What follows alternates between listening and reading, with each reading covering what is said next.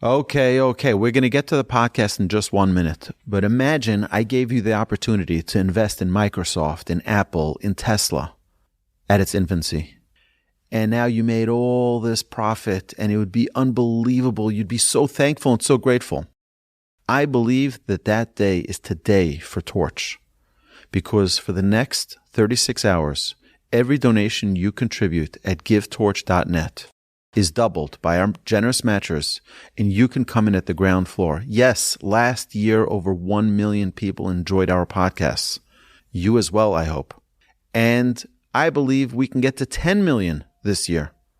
But we need your help. It's only 1 day a year that we ask. We need your contribution. We need your partnership. We love your partnership and your friendship.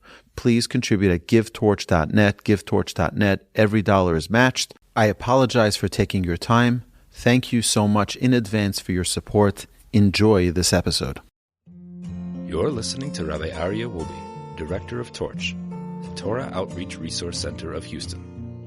This is the Jewish Inspiration Podcast. Good evening, everybody. It is so wonderful to be back here at the Torch Center, Musar Mondays. And last, we were back at Mesilat Yesharim, and we are actually in the 5th paragraph on page 27 in the Art School edition of the Mesilat Yesharim. Last week, we spoke about that we know that there are first-class pleasures. The ultimate pleasure is a absolute connection with Hashem. How do we get there? That's what the mitzvahs are there for. Every mitzvah is a tool to connect us with the Almighty. We use the mitzvahs properly, we connect to Hashem. We do a sin, we're breaking away our relationship from God. Actually, I want to connect it in a way to marriage. So one of the principles that our sages teach us is that in order to build the bond in a relationship, there needs to be complementary words that go from one to the other. Particularly, it's a man's responsibility in a relationship to pay attention and to notice.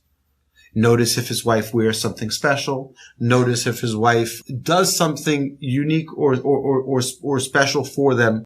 Cook something. Whatever it is that the wife does, it is a job of the husband to pay attention, to notice, and to make mention of it and compliment. Yes, and the more a person does that, the stronger that relationship will grow, because that sense of satisfaction, of feeling that she was recognized, will now bring upon more goodness, hopefully, that she will shower him with.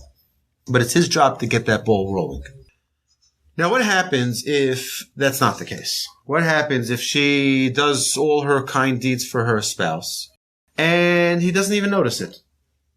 So eventually she'll say, why am I doing this? He doesn't even notice. I go out of my way. I remember one time, when I got home, I hope my wife doesn't listen to this, but I remember one time right after I got married, I was out from like 8 in the morning, 9 in the morning. I went to yeshiva to study. We lived in Jerusalem. And I get back. I spoke to my wife several times during the day, but, newlywed, we're like married a month or two, it's like married like forever, right? And I come home at about 6 o'clock, 7 o'clock, and I'm like nothing changed the entire day. I'm like, what in the world is going on here? It's like nothing. Well, it's like, I'm trying to figure out what did she do the whole day.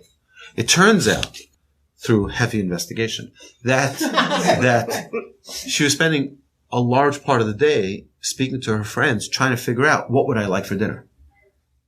Now, I don't know about you, but as a man, I probably will not be spending that much time trying to figure it out. Let's try something that works. No, but it means a lot to her to try to please her husband. Now, what happens if I don't pay attention? I come home after that day. She serves dinner. Thank you. Bye. Next, right? Without giving any special notice, without giving any special emphasis, without special recognition, what happens? There's sort of like a distance. There's a distance, right? So the next time, you can imagine, it may not be that special. And then even less and less, because doesn't notice anyway. So I could be wearing my wedding gown and he won't even notice. So what does it make a difference, right? So why should I do it?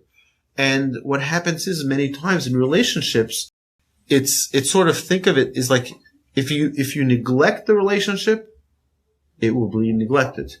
And the distance between the man and the woman will become greater and greater.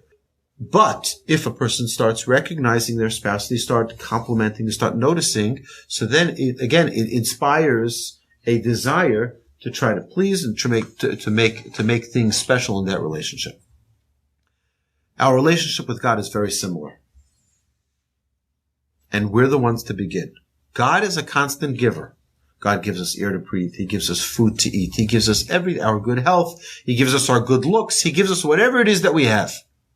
But if we don't stop and acknowledge and appreciate and verbalize all of that kindness and acknowledge it, what happens is we create a distance. We think everything is just coming to me. And then when things go wrong, we're like, oh, where was God? Well, the question isn't where is God after that event? Where was God before that event? You know, there are people who came out of the Holocaust, tremendous believers. And there are sadly people who came out of the Holocaust, tremendous deniers of the Almighty.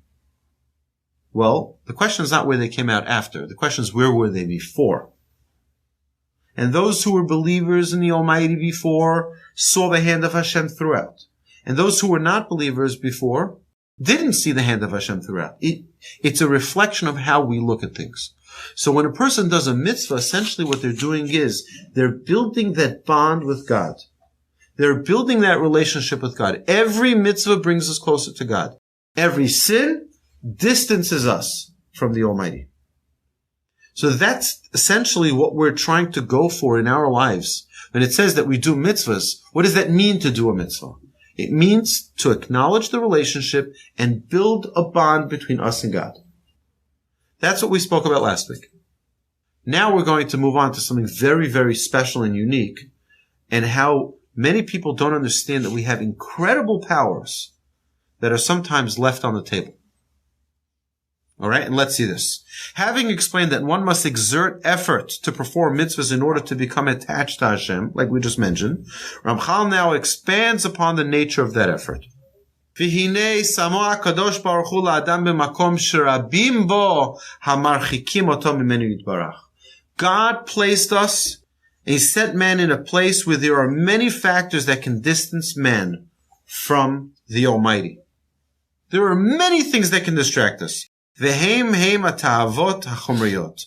And these are specifically the physical desires that are ever present in this world. We have in our world things that are called materialism, whether it be a car, whether it be clothes and fashion, whether it be homes and furniture, whether it be vacations and cruises. All of these things that are materialistic have a tremendous gravity of moving a person far away from their connection to Hashem.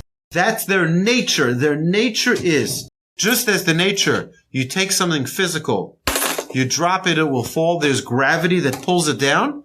So too, there's a nature of spirituality that it gets removed the more physical we become. Now, there's a very, very fundamental principle we're going to learn now. And it's the laws of spiritual gravity. Spirituality and physicality cannot reside together. It's either spirituality goes up and automatically physicality will go down, or it's the opposite. Physicality goes up and spirituality goes down. They cannot coexist in an equal level. It's one or the other.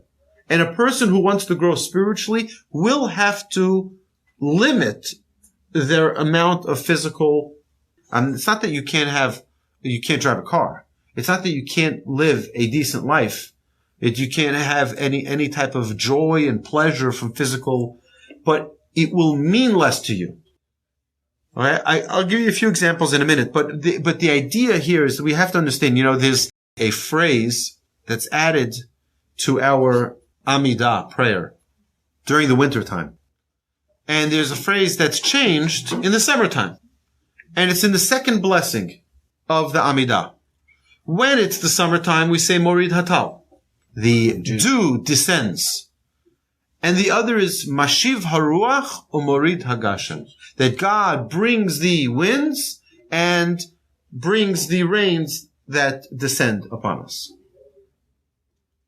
But if you take a look at those two words of ruach and geshem, ruach is the same word. It's also wind, but it's also spirituality.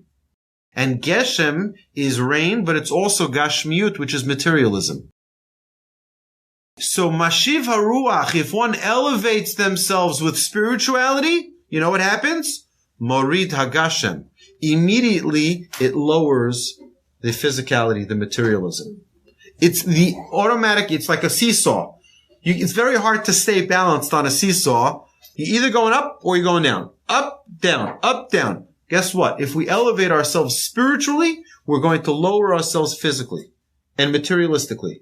If we're going to be wanting to elevate ourselves higher on the rung of physicality, of materialism, then you know at what expense it's going to be?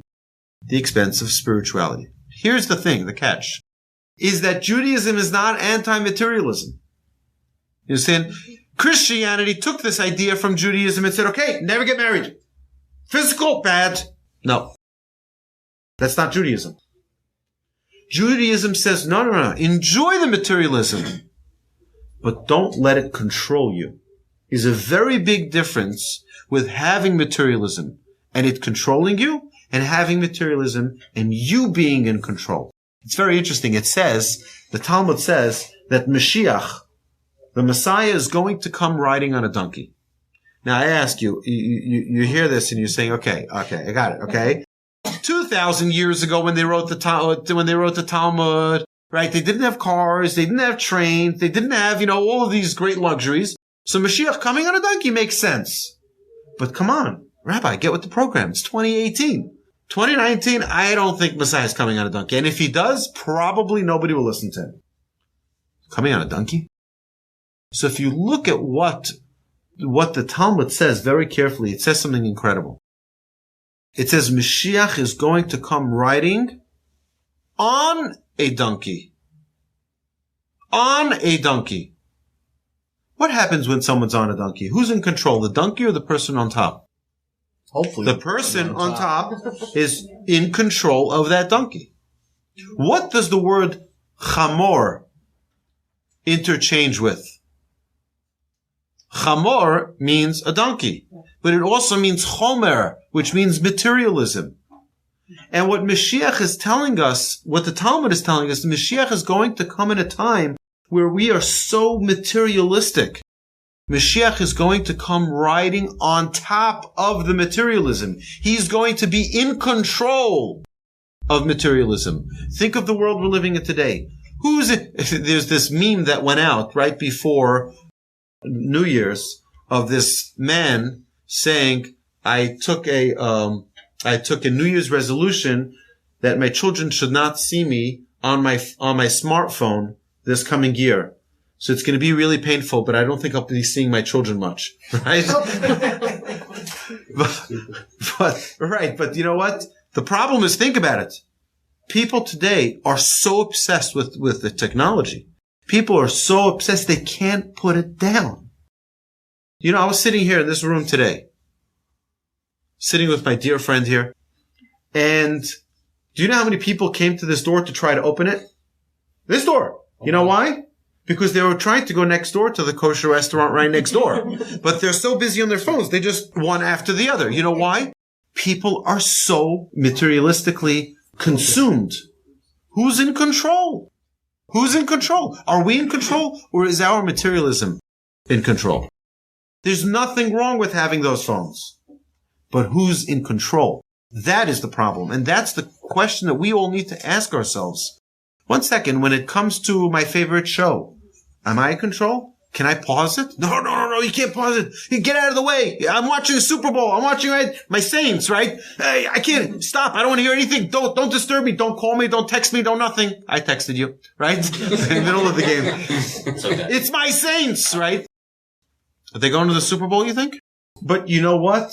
The problem is that we all have our deficiencies. We have to learn that if we want to grow spiritually, we're going to have to let go a little bit of our materialistic pursuits in that they control us. You're going to have to let go to let the spirituality in. There's another thing. Every single animal on planet Earth got a name. Who gave him its name? Adam. Adam, right? The first man, God brought all of the animals to Adam. He took a look at them. He spent some time getting to know these animals. He saw their nature. Boom, gave them a name. The name defines its essence. The name defines its character. The name defines the lesson we learn from the animal. The Talmud says that if we didn't have the Torah to teach us the proper way to conduct our lives with good midot, with good character traits, you know where we would learn it from? We would learn it from the animals. How? Well, we would learn modesty from a cat. Do you know why a cat is called a chatul? You know, there's something that a cat does in private. It takes care of its needs in private. You don't see a cat like a dog. It just looks for a fire hydrant and it does whatever it needs to do. A cat, it goes into the bushes, it finds a quiet place, it digs a little hole, it does what it needs to do, covers it up and goes. The word chatul is the same word as the word chitul, which means a diaper. It keeps it modest. It's in the name, is the essence, is the lesson you can learn. You learn modesty from a cat. Do you know what you learn from we can spend hours and hours on all the different animals, but we'll dedicate a class to it sometime. We'll dedicate, it's very, very interesting. But every animal has a character. I'll give you one more, a nimala. Anybody know what a nimala is? It's a little ant. Those little ants never stop working. They never stop working. You never see a cat. You know what? I'm going to get my New York Times, sit back on my beach chair, read the paper, relax. No, they're busy. They got to get their crumbs from one place to the other, back to the other. They're so busy. The Gaon of Vilna says in Proverbs, on his commentary on Proverbs, he says in the verse that says, Leichel nemola otzel, lazy one, go to the ant and see, re'ed rachev v'chacham. See its ways, and you'll become wise. It doesn't stop working. So the Gaon of Vilna says, you know something? A ant needs one kernel for its entire lifespan. For its entire lifetime, it needs one kernel to survive. But because its nature is he can't stop working, he collects in his lifetime over 1,000 kernels. 1,000 kernels. Imagine. They schlep. You ever see these ants? They put this big, huge boulder on their head. It's one little crumb. Take a boulder which is 6 or 7 times its weight, picks it up, and he starts crawling all the way back to his little cave, puts it down. Next, he's got to go back and get more. What are you schlepping so much? But that's the nature of a nimala, is the word amel. Amel is to toil. Amelut is the act of toiling. That is ingrained in its nature. It can't help itself. That's the way God created it. We learn. If you're lazy, go look at the ant. It doesn't stop working. It doesn't stop. A person needs to be busy. I tell people, if you're considering retirement, don't. Maybe take a retirement from your career that you invested the past 30, 40 years. Get a new career. Get a career in Torah study. Get a career in something else. But don't stop working, because the minute you stop working, all systems shut down, slowly, one after another, after another. You gotta keep yourself busy. Keep yourself, vibrant. Keep yourself moving. And I think we have some great examples right here in our class of people who are, mature of age and keep on going to classes and keep on coming and keep on going. Look, we have an individual who comes here, sits right here to my left every single week. But he's not here because he's right now, I think, in LA. He goes to concerts and he goes to parties and he goes to events and he comes 7 times a week to Torch. Right? Yes. And he goes to Genesis for lunch and learn and he goes he goes all over the place. Why? Because he realizes he got to be active. He goes with his walker and he sets it up with Metro and everything that needs to be done. That's a very good example of how we need to stay active. What is the character of a horse? Anybody know what the word for horse is in Hebrew? Sus. Our sages teach us that the letter samach and the letter sin are interchangeable. They have a similar sound, and therefore they're interchangeable. The word of, anybody know what the word sason is? Sason is joy. It's great joy. if you look at a horse, the way it gallops is like joyous. It's like all excited and happy, right? It gives a certain sense of joy, of happiness. And it is, we can talk about it a lot, of why it's called that and what it teaches us about happiness. And it's a short-term happiness. It can't do that for a long time. It's a whole, there's short-term happiness, like you hear someone got engaged, wow, Mazel Tov, right? Okay, next, now what, right? Right? But then there's other types of joys that are real, deep, long joys. And we can get into that at another time. Again, when we talk about all those animals, we'll get into a longer discussion about that.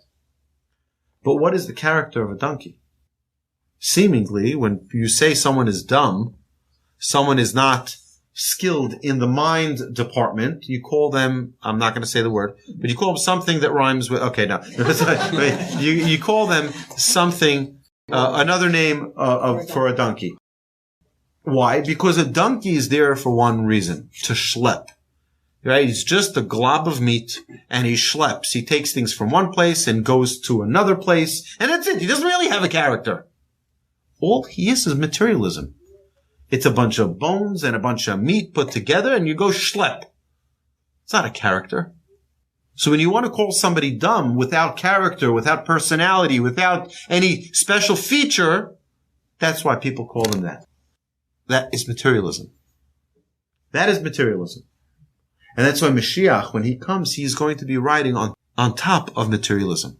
So let's see what Ramchal teaches us here. He says, Vehem atavot, you want to know what distances us from our spiritual pursuits? Vehem atavot achomriyot.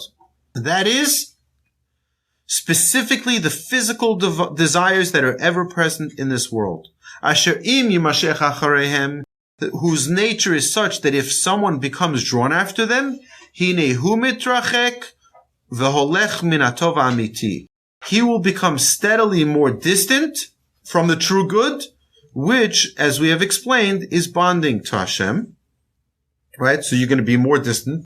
V'nimtza shehu musam be'emet b'toch hamilchama chazaka. It emerges that man has truly been placed in the middle of a most intense battle. Ki kol inyanei ha'olam ben letov ben lemuta. For all the circumstances of this world, whether favorable or otherwise, hine hem nisyonot la'adam. They are all tests and challenges for a person to overcome. Every single incident that happens to a person is God throwing you another pitch. Are you going to hit a home run, or are you going to strike out? Are you going to hit a home run, or are you going to strike out? Are you going to hit a home run? You have an annoying driver in front of you. He's not an annoying driver. It's God throwing you a pitch, saying, are you going to strike out, or are you going to hit a home run? Are you going to be patient, or are you going to lose it? You have an annoying person in front of you at the cash register, right? They're on the quick lane, and they get to the counter, they can't find their credit card, they take out their whole purse, to this, to that, right? Like, you're getting so frustrated because you're in a rush. You have it. Doesn't it say business only for commercial customers on this lane at the bank? That doesn't look like a commercial customer, right? So it's a pitch that God is throwing to us. Are we going to strike out, or are we going to hit a home run? Every single challenge, if it's your spouse who says something that's annoying and irritating to you, never happens to me. I have no idea what I'm talking about, right? But these are all tests. Every single one of these things are a test that Hashem carefully designs for us. Each of us, individually, that we being tested with day of our lives. There's no such thing as a person getting off scot-free. No human being is faced with, no human being has a life of it's easy going. One person, it's from an outside source. Some people it's from inside. They have certain conflicts inside. Some people it's about how they're going to deal with their neighbors. Some people it's going to be about how they deal with their anger. Some it's going to be how they deal with their kindness. Some how they deal with their patience. Some how they deal with their jealousy. Everyone is faced with a different challenge. Don't ever think, oh, I wish I was in their shoes because they've got such a good life. Right? You know that story about the lady with the ring? This lady's sitting in first class. You know, she was bumped up to first class. So she's like, okay, well, I'm going to make some friends here, right? So she goes to the lady next to her. She says, wow, that looks like a pretty impressive ring. She says, yes, actually, it's an 8-carat diamond. Look at that. It's like, she says, but I wouldn't be jealous if I were you because it comes with the mister, right? All we see is the diamond. We think like, whoa, right? Just be careful what you're jealous of, okay? So every single circumstance in this world, whether favorable or adverse, in reality are tests for a person to overcome. Ha'oni mitzad echad, ve'osher mitzad echad. Wealth on one side and poverty on the other side. So everyone says, I much prefer God should only test me with being wealthy, right? God, make me win the lottery and everything will work out, right? That's not true. The wealthy person has their challenge. The poor person has their challenge. Every person is faced with their own challenge. Both of these can pose challenges to a person. In the manner that King Solomon stated in Proverbs 39, Pen esba v'kichashti v'amarti mi Hashem, pen ivaresh v'ganavti. Give me neither poverty nor wealth, King Solomon says, but allot me my daily bread. Lest I be sated, I'll be wealthy, and deny you, Hashem, and say, who is Hashem? Something which a person who has great wealth can say, it's all me, I'm smart, I do good business. Hashem? Who's that? I don't know who that is. I never met him. And lest a person become impoverished and steal and take the name of Hashem in vain. So a person who's poor has a different challenge. They want to steal so that they can have what they need or what they want. So it's a double-edged sword here. Everyone has their challenge. Everyone has their challenge. Hashalva b'tzad echad v'yisur mitzad echad. Similarly, there is tranquility on one side and suffering on the other side. People think like, I just don't want to suffer. Yeah, but you see that people who do have certain types of suffering have a much greater clarity of Hashem. And on the other hand, when people have a peaceful life and everything is going well, they're living in a world of oblivion of Hashem. So that it is a fact that the battle to avoid temptation comes upon him in front and from behind. We are faced with challenges from all sides. Wherever we turn, whatever we are, if we're wealthy, if we're poor, if we're smart, if we're dumb, whatever, or if we have a peaceful life or a life filled with suffering and challenges, however you cut the cake, everyone has their challenges. The goal here in this world is not to live a challenge-proof life. That's a dead person. The goal in our life is to take those challenges and grow from them. Take those challenges and become bigger and to become better from them. Not to run away from them. Think of that matrix. You can take the red pill, you can take the blue pill. You take one, you'll live in oblivion for the rest of your life. Nothing will ever bother you again. You take the other, you're going to be faced with challenges. You take the other one, you'll suddenly have doubts and you'll suddenly have, it's like, I have seen many people in our wonderful community here in Houston who have chosen to join the Jewish faith. The first question I ask them if they need a psychiatrist, it's a lot cheaper, right? Like, why would you go into this new commandment of following the Torah of 613 commandments? You can get away with 7. What's wrong with the 7 commandments of the sons of Noah, right? And that's it. 7 Noahide laws and you're good to go. You need 613. For what? Okay, so they decide they want to go for it. Well, they're going to be faced with a lot of challenges. And it's not going to be easy. There are going to be a lot of temptations. There are going to be a lot of regrets. Maybe I shouldn't have. Maybe I should have. Maybe I should have done it later. Maybe I should have done it earlier. I could have done it. There's always going to be that challenge. And that challenge begins as soon as they go to that mikvah. They're stamped Jewish. And now the challenges begin. They just, now that that journey of trials and tribulations begins. It's not that people who are not Jewish don't have challenges. They have plenty of challenges, but it's in a very different way. Every person on planet Earth has a different purpose. And the purpose of a Jew is different than the purpose of a non-Jew. One is here to fulfill the mitzvahs of Hashem, and one is here for other purposes. We can get into that. There are many recordings you can find online that distinguish between the responsibility of Jews and non-Jews. I don't want to get into that here. It's not in the scope of our class tonight. Ramchal concludes, if man will be valiant, mikol hatzdadin, and be victorious of the battle on all sides, he will become the perfect man. Who will merit to be attached to his Creator in this world. In this world. Remember we said, what's the ultimate pleasure? In the world to come. You can have that world to come here. It's not going to take away your world to come in the world to come. But you can have that experience of living in a world to come like pleasure here in this world. And who will then be able to leave this vestibule, this world of preparation, and enter into the reception room of the world to come, the place of the ultimate good. So we can have that world to come experience right here in this world. You know, there's a song that we sing on Shabbat, which is called Me'ein Olam Haba. Me'ein Olam Haba is like the world to come. The Shabbos is likened to the world to come. You know why? Many reasons why. But one of them is because you have 6 days to prepare for Shabbat. And the moment the clock strikes and it's candlelighting time, that's it. Time is up. No more prep.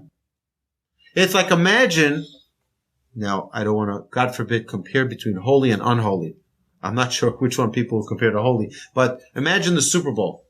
So you have the preseason where they're working out, they're training, and then training camp, and then they have the preseason games, and then they have the season, and every game they're perfecting their right. But then comes the postseason, and then they have the divisional finals, and they each one, and they're in the Super Bowl. Guess what? If you didn't prepare, you can't say, you know what, Super Bowl begins in 3 hours. I think we've got some time to prepare now. No, you had all this time to prepare till now. We can't come 10 minutes before Shabbos and say, oh, I'm ready to prepare for Shabbos. So you have the 6 days, and as soon as Shabbos begins, there's no more cooking, there's no more setting up lights, there's no, whatever's on is on, whatever's off is off, whatever's cooked is cooked, and whatever's not is not. And that's it. And now, it is what it is. This world is compared to those 6 days. Over here, we can make mistakes, we can fix them. We can steal and return the money. And we're not supposed to, the Torah tells us not to, but if you do, go return it. You can fix things here. But as soon as checkout comes, and God says, I want the file back, you know what happens? You can't say, I'm sorry. You can't ask forgiveness. You can't pay back. You can't do anything. It's all over. Shabbos has taken on. It's time. The world to come is compared to Shabbos. Shabbos is compared to the world to come. They have a very similar.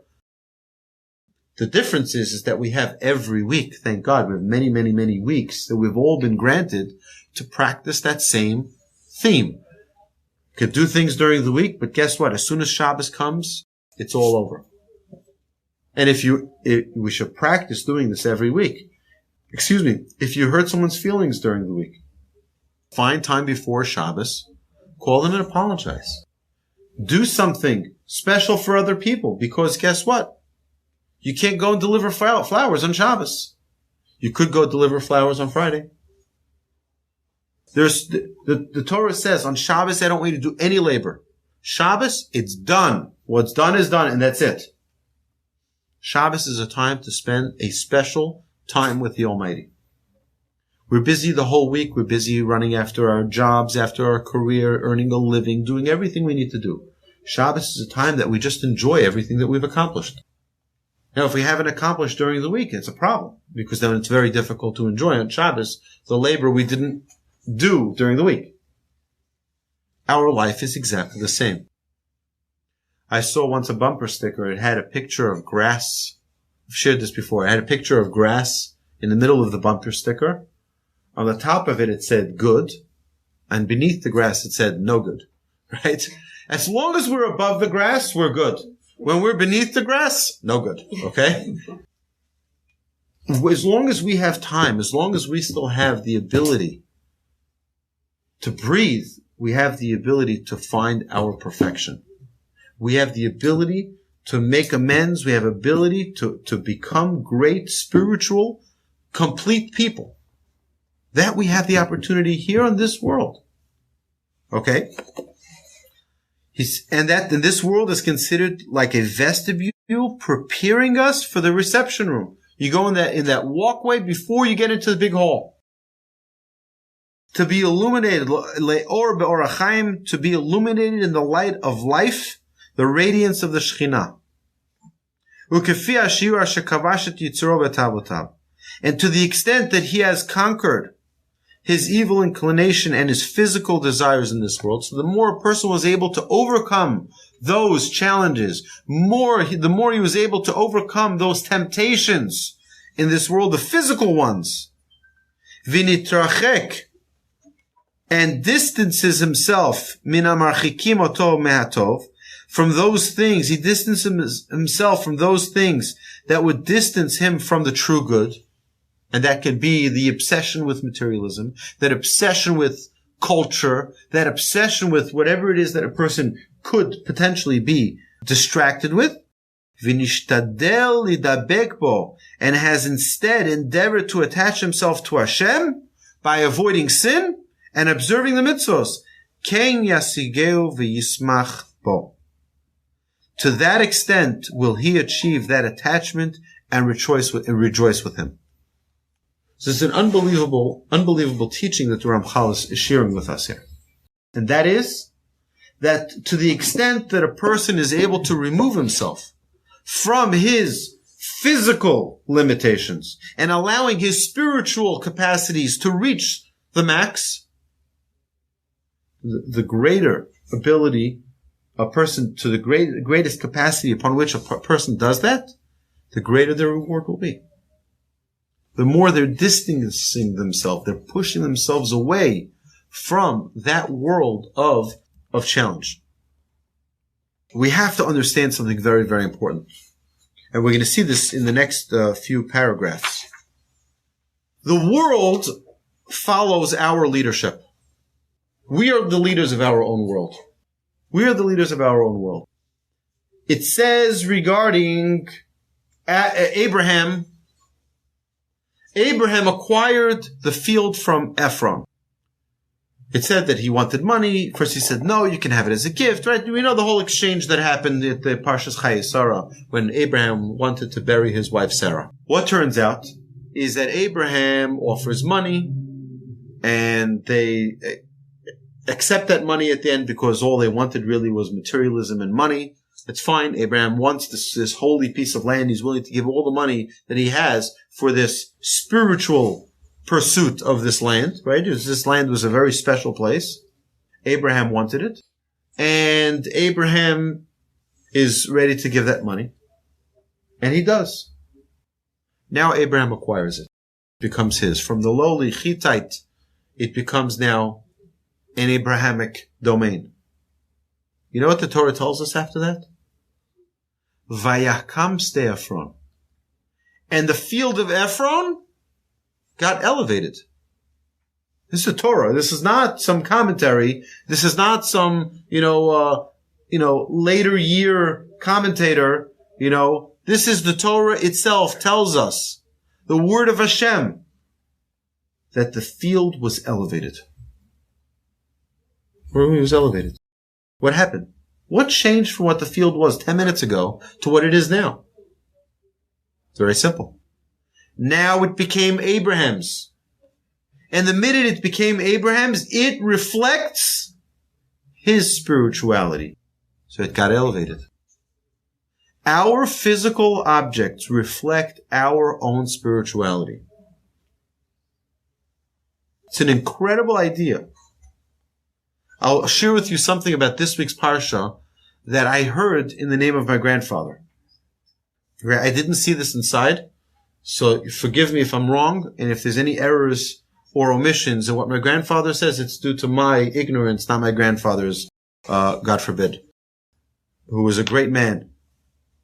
And he says that, we see in this week's Parsha, this past week, that when the Jewish people went out, the dogs didn't bark. Okay, so what? What's the big deal? So dogs didn't bark. I've been to many people's homes who had dogs, and they didn't bark. So what? Going to write a book about that? Going to write that in the Torah? The Jewish people left Egypt, and the dogs didn't bark. So my grandfather goes on to explain that what is the most powerful sense we have? The most spiritual sense we have is the sense of smell. You know why we smell the besamim? We smell the special sense after Shabbat is because our elevated soul, we get an elevated soul that gets infused within us on Shabbat. When that elevated soul departs from us after Shabbat, we have this void, this emptiness. The only way to fill that void is we take the most spiritual sense we have, which is the sense of smell, and we smell, and that sort of fills the void of that elevated soul that just departed our body. We get an elevated soul, we get an elevated soul. It's interesting that we have a fourth meal. There are 3 meals on Shabbat, and there's a 4th meal that's added after Shabbat. We have the Friday night, we have the Shabbat morning, we have Shabbat afternoon, pre-sunset, and then Shabbat goes out, and then we have another meal after Shabbat. What is that meal called? Malava Malka. What does Malava Malka mean? Is the escorting of the queen. The queen came in at Shabbat. We welcome the angels that escort the queen, right? We remember all that. And now, when Shabbat leaves, we escort the queen out. What left? Our elevated soul left. How do we end Shabbat? With the smelling of the fragrance. And that's supposed to appease our soul that's now feeling a void. Oh, so now what happened to when the Jewish people left Egypt? Right, the dogs didn't bark. What is the greatest sense we said? Smell. Why does a dog bark? A dog barks because he's sort of mocking humanity. He's saying, you guys aren't spiritual. I have much greater spirituality than you. Because I can smell. The greatest sense that exists is a sense of smell. It's the most spiritual one. The dog says, I've got it. You don't. You're not spiritual. I am. Bark, bark, bark. I'll show you. What happened when the Jewish people left Egypt? They were on such a high spiritual level, the dogs couldn't bark. Why couldn't they bark? Because the Jewish people are on a higher spiritual level. That's why the Torah mentions that the dogs couldn't bark. Because the Jewish people were on a higher level than those dogs. They were elevated from a very, very low level. And if the Jews would have left in a low state of spirituality, a low state of connection to Hashem, the dogs would have barked away. But because the Jewish people left in an elevated state of spirituality, the dogs couldn't bark because they weren't greater than the Jews were at that time. So it's an interesting thing because it wasn't only the Jews who left Egypt. There were also what is known as the Erev Rav. I like to call them the troublemakers. The Egyptian troublemakers. What happened is that the Egyptian troublemakers, they said, you know what, we don't like Pharaoh because he's dumb. I mean, come on, how you can see all of these miracles happen to Jews and he doesn't acquiesce. He doesn't say, he doesn't say enough. Okay, just go. So they say, okay, when the Jews go, we're going with them. We believe in the Jewish God more than we believe in Pharaoh. But they were the ones who were doubting the entire time. They were doubting, Moses. They were doubting Aaron. They were doubting God. They were constantly lowering the status of the Jewish people, which is a little bit of a sign we always have that, that one person we say, you know what, I want to go to synagogue Friday, and they're like, oh, you're one of those, right? You'll always have that person who will doubt your desire for spirituality, for that. We always have that Erev Rav. We always have those who are condescending to our spiritual pursuits. So what we find is that the more we grow spiritually, the less, not that we become less physical, the less the physical means anything to us. It's not that it's not there, it's there. It just doesn't mean anything to us. And it, according to what our sages tell us, the more we invest in our physical state, the more it's eating up of our reward potentially in the world to come. So, yeah, we can live the lavish lifestyle. We can invest more and more into our selves. But that could potentially be eating up on the mitzvahs we could have done with that. It could potentially be eating up the good deeds we could have been doing instead of picking out fancier drapes and picking out a nicer car and living in a nicer home and going on a finer vacation. We could have spent that time doing a mitzvah with that money. We could have spent that time doing good deeds. Again, everybody says, I remember we had once a group of young adults when the lotto was, where was it at? I think it was like $600 million. And we went around the Shabbos table and I said, okay, I would like everyone to introduce themselves, what we do every Shabbos meal, but I would like you to also say, if you won that $600 million, what would you do with it? Everybody said, except for two people, everybody said, you know what I would do? I would give half to charity. I'd buy myself a home. I'd buy myself a car. I'd buy myself a vacation home, but I'd give half to charity. Everyone was being very, very gracious with the money they didn't win. And then one individual said, I would keep every single penny for myself. I would keep every single penny for myself. And everyone was like, oh, what a wicked person. Right, how low. And then the truth is that they're the only ones who are honest. Because to become a giver, you don't become a giver because you have money. You become a giver because you're a giver. It doesn't make a difference if you have, if you don't have. Even if you don't have, you give because you're a giver. Giving is a muscle. You don't suddenly develop that muscle when you have money. If you're stingy now with the money, the little money you have, guess what? You're even stingier when you have a lot of money. Your problems just become bigger, right? They don't get solved. So a person who wants to grow in any specific area has to work on that area of their spirituality. Not to expect, you know what, God will give me a miracle. What am I going to do with all that money? Oh, I already know. I'm going to write out a plan. If you don't already do it now, for every dollar that a person makes, 10% should be going into a separate account for charity. It's God's account. It's God's account. And God gave that extra 10% to us so that we can distribute it. We can keep it for ourselves, but God's going to say, you know what? I don't think you're such a trustworthy bearer of my money. Right? I'm giving you this extra 10% for you to give it away, and you don't give it away on my behalf. I'm asking you to give it away. You're not giving it away. You're keeping it for yourself. So that's also a test. And if someone has more money, that means they have a greater responsibility. It doesn't mean that they have the only responsibility. Every single individual has, for whatever they have, has a responsibility. That includes someone who's brighter. Someone who's smarter, guess what? They're going to be held accountable to produce what they are supposed to produce with their mind. And someone who's limited with their abilities in their mind will have less expectations. God has less expectations from them. How many times can we recall think of your grade school. You had that one or two kids who were really, really smart, right? Any of them became an Einstein? Many times not. Most times not. You know why? Because they feel like, all I need to be is up to par. I need to be like everyone else. I don't need to be better. That's not true. You're given a better set of tools. You better be better.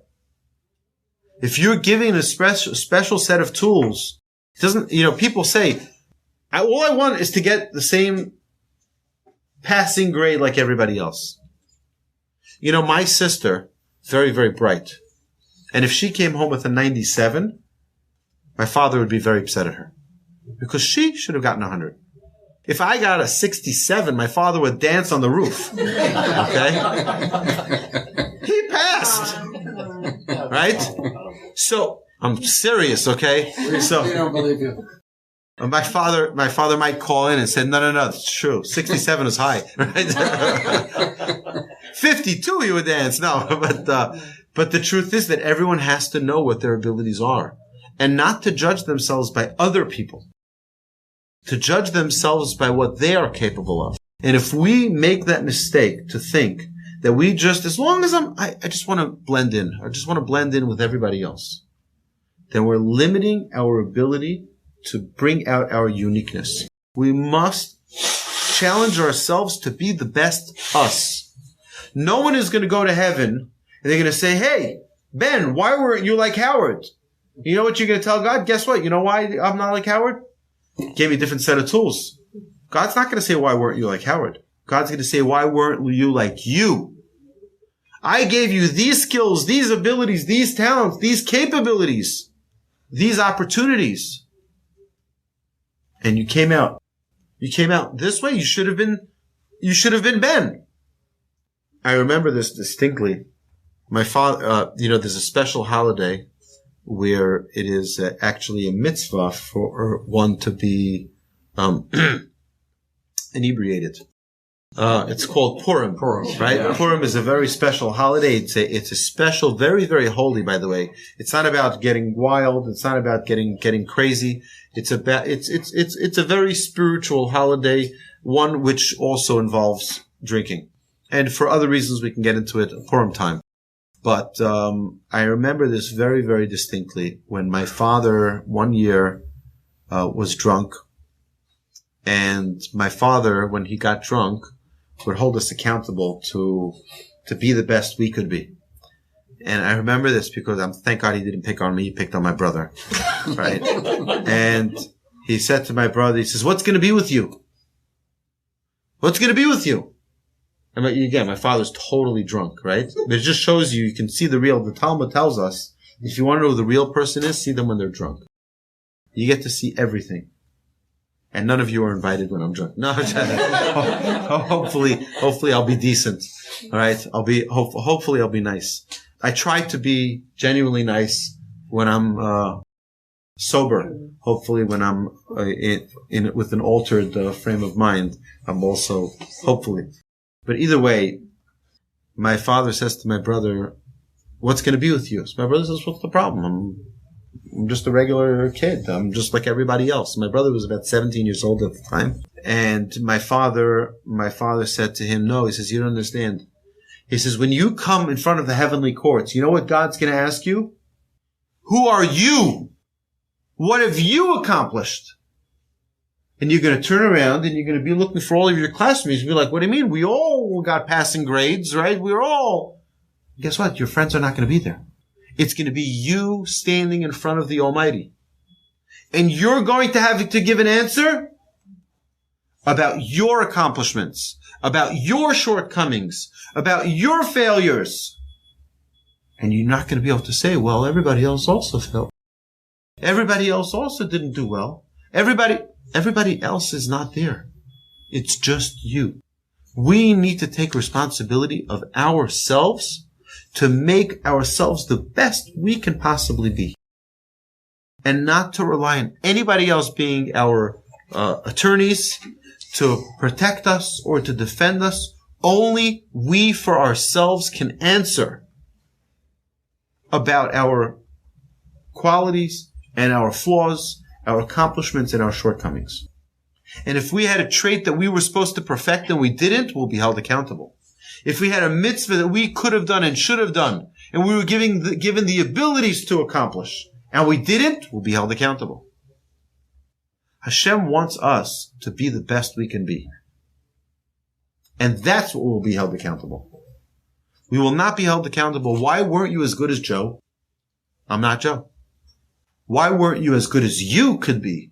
That will be an answer that'll be very difficult for us to answer. So, that'll be a question that'll be difficult for us to answer.